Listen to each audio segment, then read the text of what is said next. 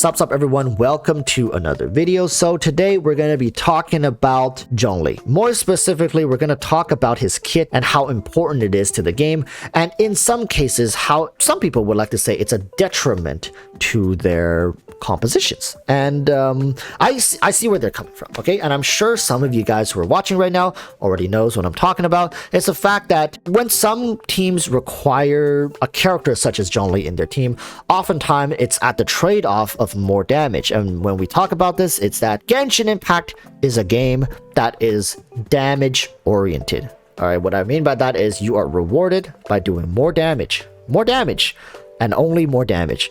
Doesn't matter if you have like a bunch of shields, you have a bunch of damage mitigation, you can take 0 damage, you can be invincible. It wouldn't help you whatsoever when it comes to beating the game. I mean, it would if you have a hyper carry that can dish out the damage. But my point here is that simply by hyper investing into defense in this game will not make your life significantly easier. In fact, if you were to put the same amount of investment into a shielder and the same amount of investment into a hyper carry, you'll find that oftentimes the hyper carry or the DPS character, whatever, is going to yield much more back to you for what you put in.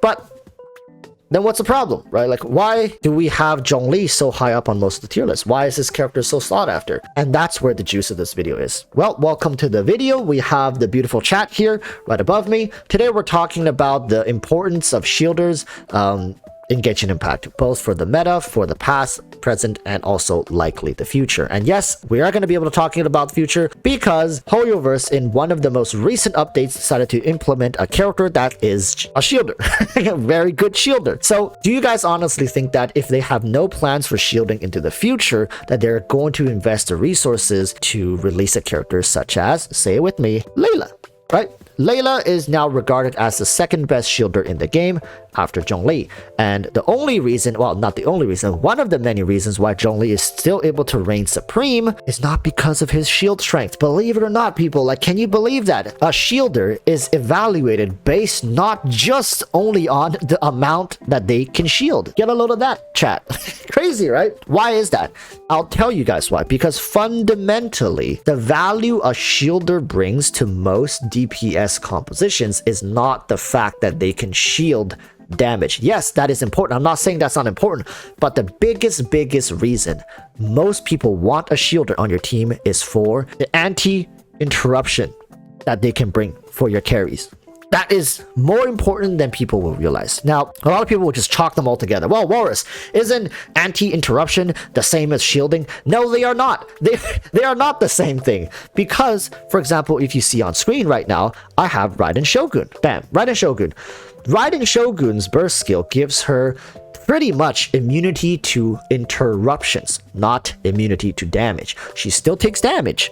It's just she doesn't get hit back. She doesn't get interrupted. She doesn't lose her attack chain. Therefore, she's still able to DPS while she takes damage. And if you are, a risky player, you can take damage up to maybe when she's 30% and then choose to switch out, choose to dodge, whatever you want. Or you can have a character like Bennett, right? You stand on Bennett's circle, you run Raiden's burst, and you just heal back all that damage while she herself has anti-interruption. Anti-interruption in this game is so damn important for so many carries, and I think so many people undervalues that. You understand that you want to run a shielder, but you don't understand why you want to run a shielder.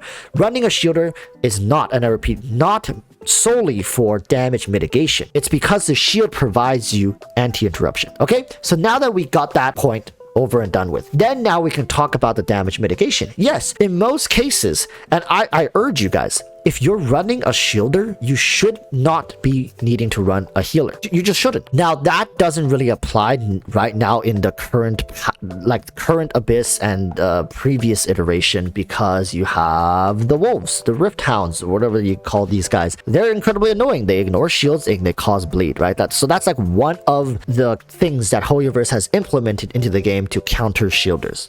So right now you might not see the importance. Like, the interruption actually is highlighted much more than the damage mitigation, because you ain't mitigating shit, to be quite frank with you guys. When you run into the corrosion, right? They call it corrosion, they don't call it bleed. It's when you run into corrosion, the mitigation just goes out the window. It's really just for the interruption. So that's just to hammer home the idea. So now we can talk about the really interesting thing is like, why have shielding, right? Like, why is it so important to have shielding when it's such a simple fix? Oh, like Walrus, if you're saying anti-interruption is so important and Raiden Shogun has it, then why are we running shielders? What is even so important about shielders? Well, the main thing with HoYoverse, right? We got to talk about this from HoYoverse's perspective first, because can you imagine if they just eradicate the necessity for shielders? They just say like, oh, we're just gonna make them a second priority. Not that important.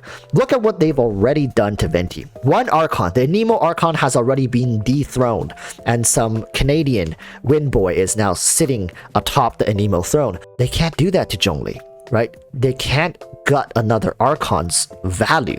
Zhongli is actually a very unique shielder in the game. Sure, he has the thickest, bulkiest shield, great drip, and he's an Archon, but at the same time, his shield brings somewhat of an offensive capability, right? There is something cool about Zhongli's shield. He applies a debuff to all enemies within the range of his shield for negative 20% all resistance. All resistance. Right? For reference, Viridescence only gives 40%, right? 40% resistance to the element that it swirls, and the character that swirls the element has to be on field, and it lasts 10 seconds. 40%, 10 seconds, whatever you swirl, right? That is Viridescence. Now, for Zhongli, as long as his shield persists, okay? As long as his shield persists, it's a small AoE, 20% all resistances, including physical resistance, and it's as long as his shield persists, and his duration is 20 seconds. It's a longer duration than Viridescence and an all-purposeful one. So it actually really benefits team comps that have multiple sources of elemental damage. For example, this team comp that I have right now, Raiden Shogun, electro damage, right? Nahida, Dendro. And we have Yelan, Hydro. You don't have to have Yelan. You can have Xingqiu here if you want. But my point is, and also I have Geo. I have 4 different elemental typings. That's 20% for each of them, unless I messed up somewhere, right? And it's as long as, boom, the shield persists. That's the beauty of a character such as Zhongli.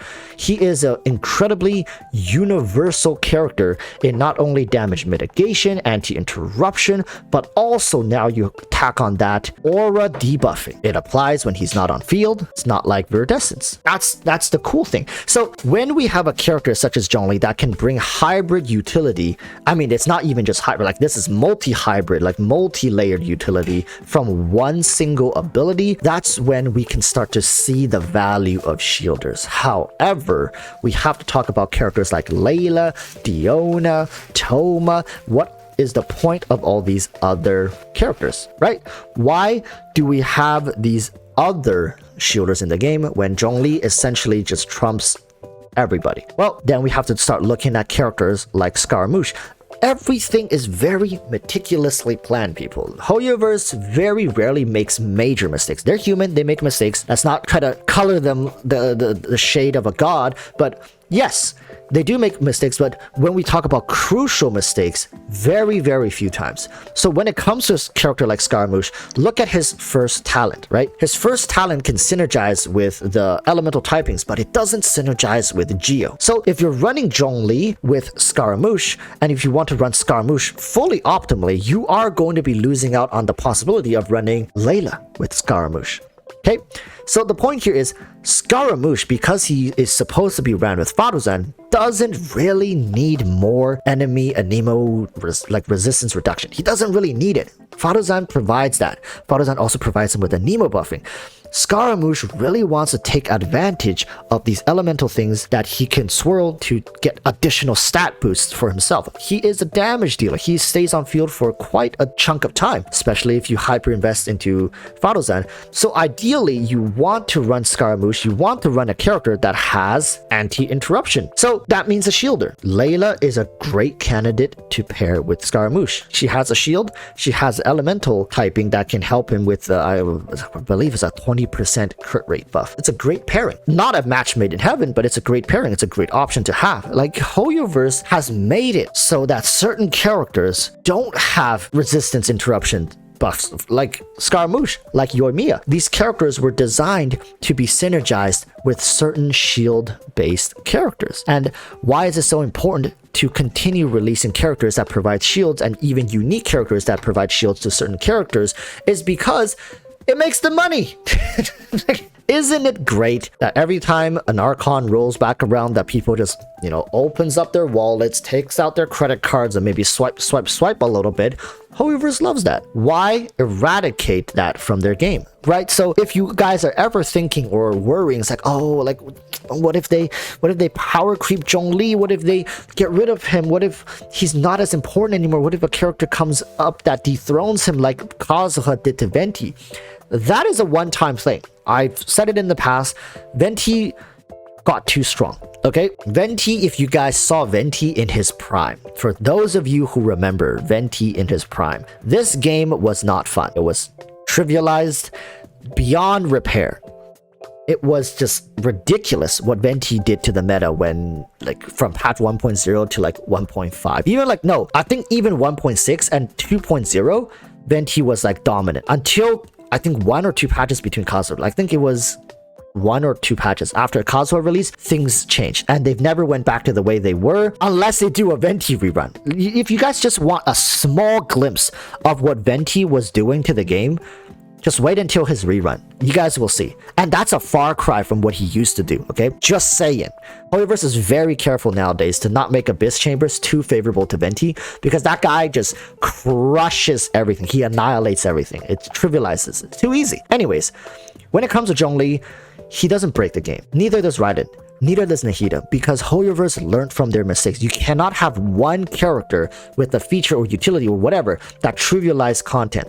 That's why Zhongli's role in the game will never really be usurped by another character of his kind, because he's not a problem right now for HoYoVerse. He's a non-issue. He pulls in great sales for his reruns. He has great support. People love this character. He has great usage outside of just 1 or 2 very unique teams. He's actually sitting pretty. This character is like most people's comfort go-to if they start realizing, like, oh my goodness, like I'm getting clapped a little too hard. Maybe I should just drop somebody and bring in Zhongli. He's a comfort pick that doesn't break the game.